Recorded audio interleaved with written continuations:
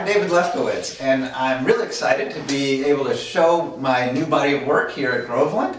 This is a series I've called Terrain Vague, which is a term that refers to aspects of the landscape that we often don't pay any attention to, that don't really have an identity. And so I'm always interested in sort of what's on the periphery, or the things that we don't always notice. They start with a background entirely made out of sort of poured latex. They're also found paint that I collect from hardware stores, the colors that somebody mixed and decided they didn't want. A lot of my work involves using found materials, discarded things, and refigured and recontextualizing them, sort of these reclamation projects, as it were.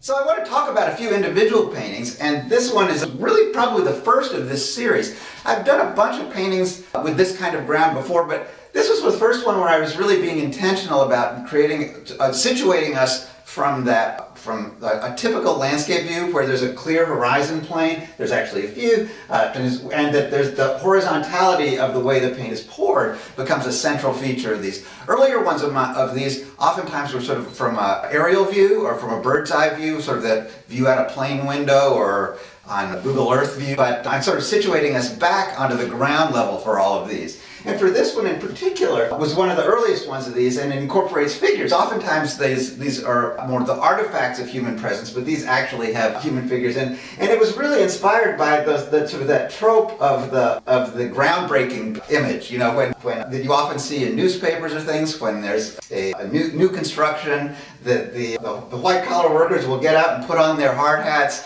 and assume that sort of performative effort to acknowledge the beginning of a project. And I thought that was great. I also love the idea of the term groundbreaking, which is often, to make a groundbreaking painting, also plays with that expectation of a lot of, I don't know, promotional rhetoric around art.